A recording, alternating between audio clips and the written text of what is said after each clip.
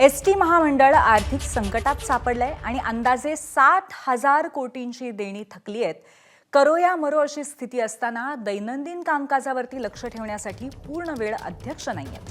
अध्यक्षांच्या मंजुरी अभावी 25 पेक्षा जास्त फाईल्स निर्णयाविना पडून आहेत आणि तात्काळ पूर्ण वेळ अध्यक्ष देण्याची गरज असल्याचं मत महाराष्ट्र एसटी कर्मचारी काँग्रेसचे सरचिटणीस श्रीरंग बर्गे यांनी व्यक्त केले आहे.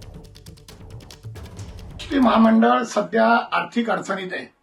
अशा परिस्थितीत साधारणतः 7,000 कोटीची देणी आहेत. त्याच्यामध्ये कर्मचाऱ्यांची देणी आहेत, पुरवठादारांची देणी आहेत आणि ही सगळी देणी थकलेली आहेत.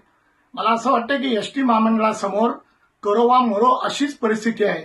माझ्या माहितीप्रमाणे 25 पेक्षा जास्त फायली, कदाचित त्याहीपेक्षा जास्त फायली ह्या पेंडिंग आहेत निर्णयाविना.